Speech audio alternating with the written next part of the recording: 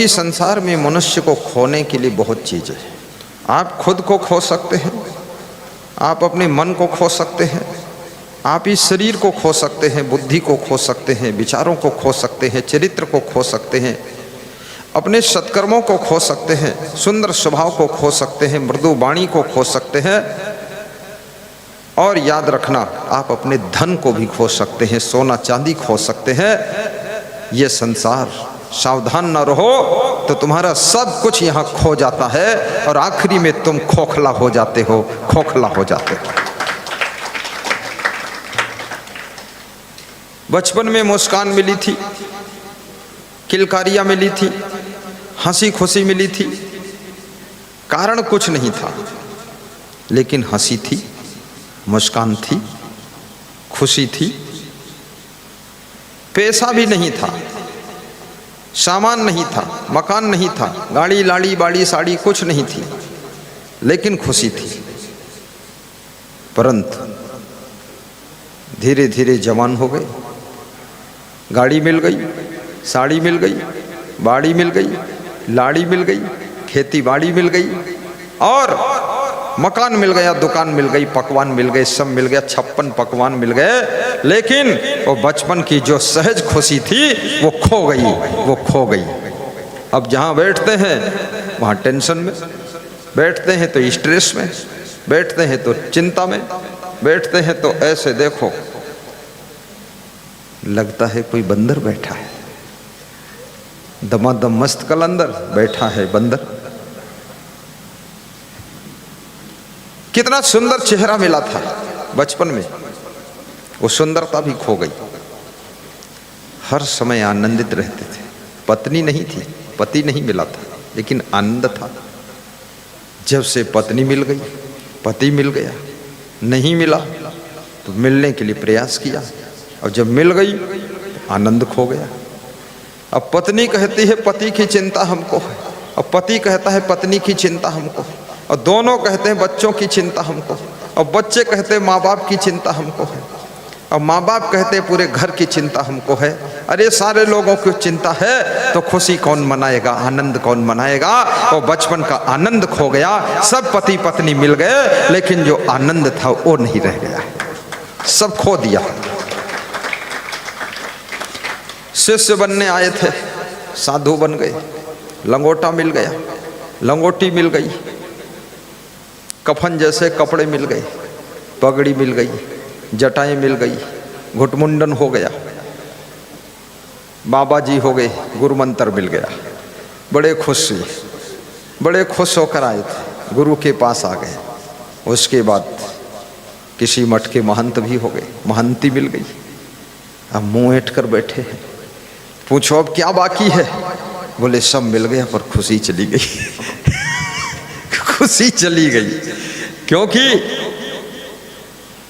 याद रखना, सारी चीजों की आवश्यकता है आपकी जिंदगी में। मकान भी चाहिए, दुकान भी चाहिए, बिजनेस भी चाहिए, पॉलिटिक्स भी चाहिए, और परिवार भी आपको चाहिए, समाज चाहिए, धन चाहिए, दौलत चाहिए, संपत्ति चाहिए, जमीन जगह चाहिए, सब कुछ चाहिए चाहिए चाहिए चाहिए चाहिए। लेकिन इनके बीच में खुश कैसे रहना चाहिए, आनंद में कैसे रहना चाहिए, प्रसन्न कैसे रहना चाहिए, ये कला अगर सीखनी है तो कोई पहुंचे हुए संत फकीर के चरण पकड़ना पड़ेगा, उनके आचरण पकड़ना पड़ेगा, उनकी वाणी को सुनना पड़ेगा, तब जीवन में आनंद के फूल खिले रहेंगे। परंतु जिनको डबल बेड मिल गया, जिनको फ्रिज मिल गया, फ्रिज में जो कुछ रख दिया सब ठंडा हो गया, लेकिन जिन्होंने फ्रिज में रखा था फल फ्रूट या मीठा, वो सब ठंडा हो गया, पर रखने वाले का दिमाग गर्म है। वो किस फ्रिज में रखोगे? क्रोध बहुत आ रहा, गुस्सा बहुत आ रही, अब ये कहाँ पर, इसका फ्रिज कहाँ, रेफ्रिजरेटर कहाँ है, इसको कहाँ ठंडा करोगे? दिमाग गर्म होता जा रहा है। आइसक्रीम खूब खा रहे हैं, ठंडी ठंडी, कुल्फी खा रहे हैं, ऊपर से फालूदा, लेकिन ये दिमाग ज्वालामुखी होता जा रहा है, ये मन भस्मासुर बनता जा रहा है। अनावश्यक क्रोध मनुष्य करता है, अनावश्यक कार्य करता है, आलस्य भी करता है, नाराज भी बहुत फालतू रहता है, गलती खुद करेगा, लेकिन कोई कह दे तुमने गलती किया है तो बम विस्फोट कर देगा, और कोई कुछ ना कहे तो फिर गलती करेगा, फिर गलती करेगा। याद रखना, अपनी गलती को सहने की सामर्थ्य जिस दिन पैदा कर लोगे उस दिन गलती तुम्हारी दूर होना शुरू हो जाएगी, और जिस दिन गलतियां दूर हो जाएंगी उसी दिन खुशियां तुम्हारे भीतर भरपूर हो जाएंगी, खुशियां भरपूर हो जाएंगी। सासू बहू को कुछ ना बोले, बहू बड़ी खुश है, फिर ओंठ में रंग लगाकर फालतू मुस्कुराती रहेगी। अगर सासू ने कह दिया देर को क्यों उठी सोकर, बस ओंठ में लाल रंग तो दिखे ना दिखे पर आंखें लाल दिखेंगी। सासू सोचती है ये कहाँ से आ गई बजरंगबली। तालियां भी बजाइए नहीं तो बुढ़े हो जाओगे जल्दी। हाँ, ये सत्संग मैं श्रोताओं के लिए सत्संग नहीं सुनाता हूँ, मैं किसी के लिए नहीं सुनाता हूँ, मैं मेरी मस्ती के लिए सुनाता हूँ, मैं मेरी भक्ति के लिए सुनाता हूँ, मैं मेरे आनंद के लिए सुनाता हूँ। श्रोता कम हो चाहे ज़्यादा हो, लेकिन सत्संग हम उसी आनंद में सुनाते हैं, हमको इससे कुछ भी लेना देना नहीं। एक महात्मा जा रहा था, किसी शहर से सड़क पर निकला।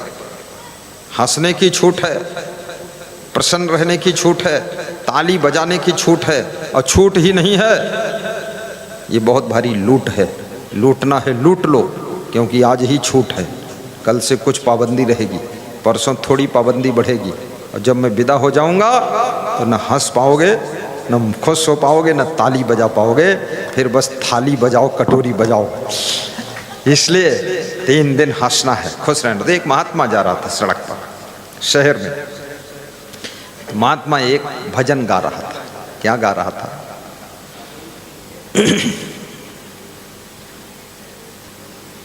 महात्मा का गाना था,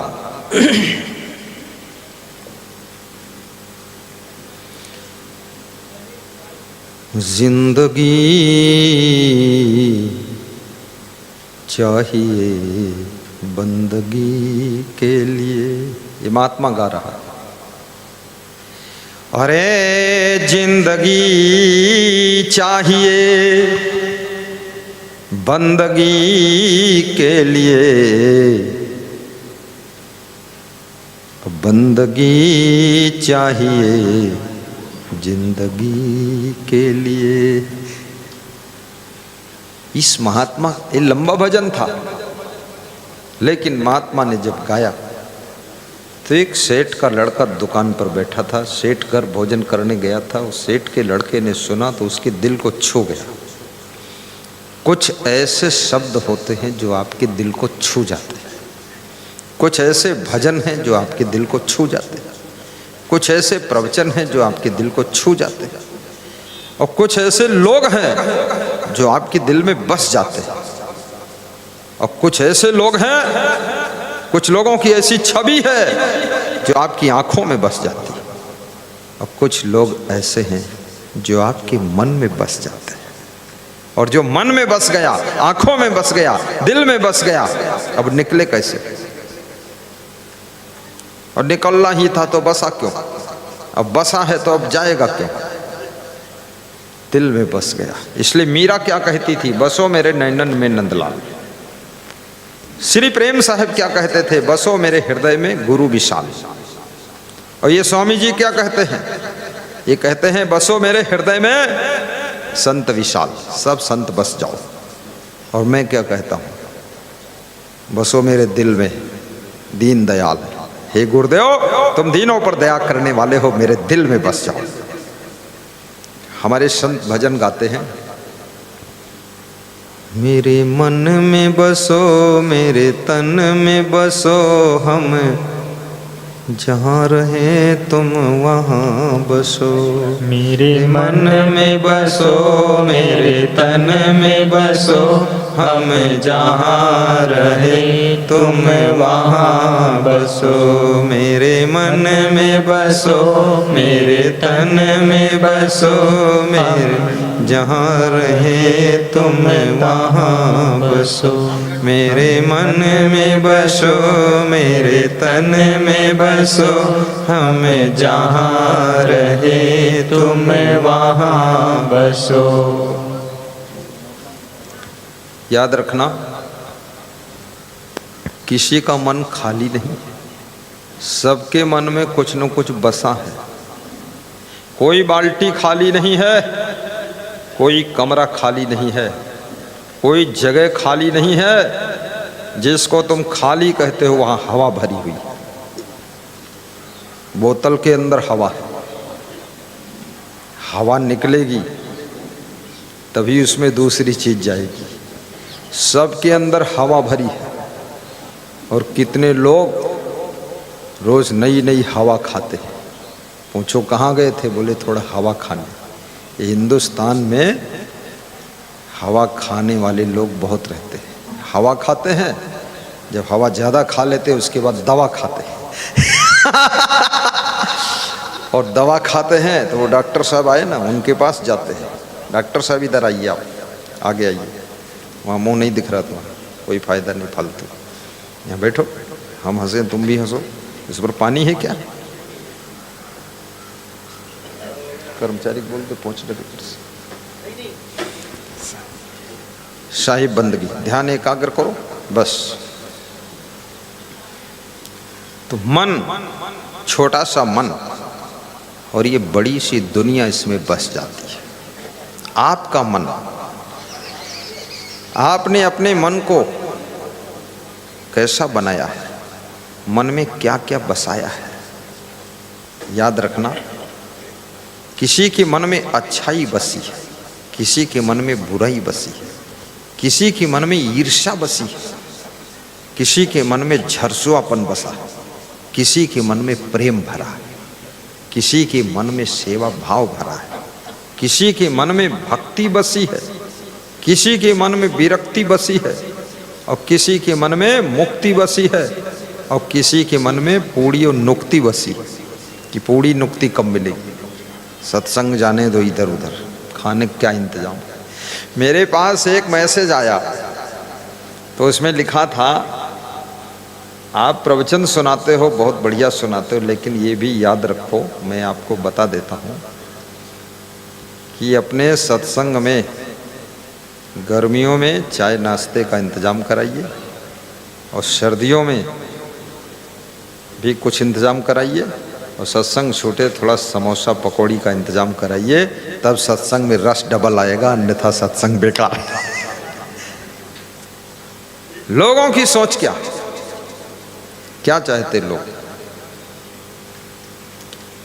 तो आपका मन यदि इसमें पवित्र विचार बस जाए तो आपका मन मंदिर है। आपके दिल में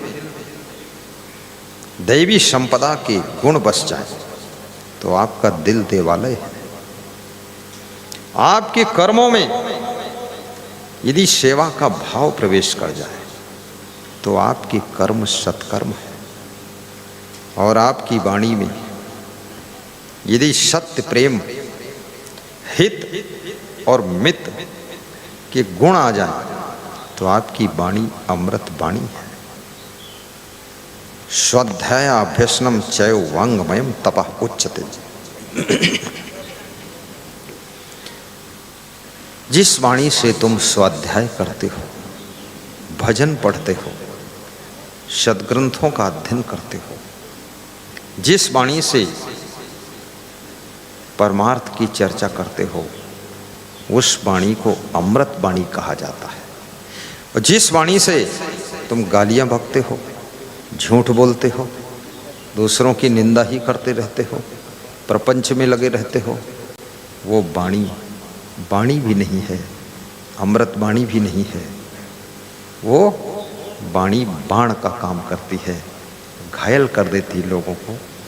इसलिए कबीर साहब कहते हैं, बोलना आसान है, लेकिन क्या बोलना चाहिए, कब कैसे बोलना चाहिए, किसके सामने क्या बोलना चाहिए, किसके लिए क्या बोलना चाहिए, किस समय क्या बोलना चाहिए, ये पारख होना और परख करके उसके बाद बोलना फिर बहुत कठिन कार्य है।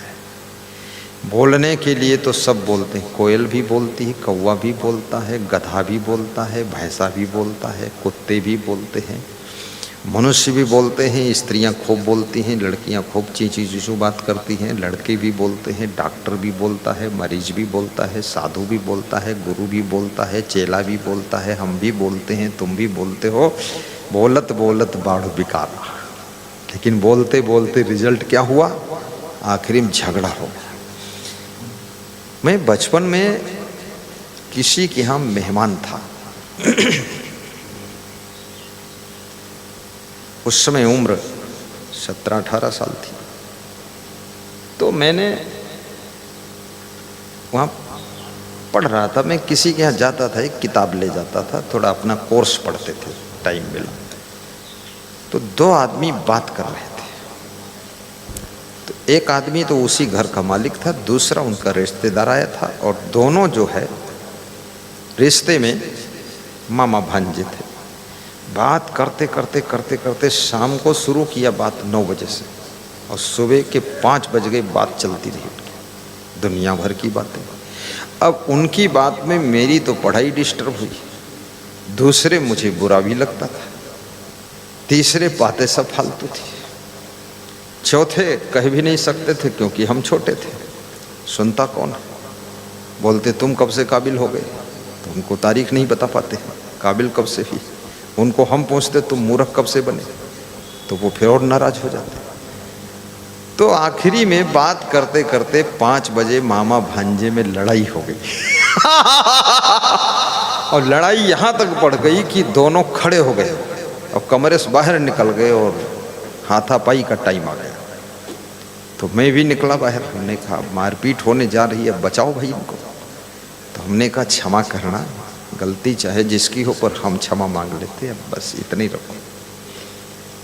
तो उस समय तो उतना ज्ञान नहीं था मुझे, पर आज जो कबीर साहब कहते हैं ये शब्द उस समय मैं पढ़ा भी नहीं था, पर ये वहां पर लागू होता है कि बोलत बोलत बाढ़ बिकारा।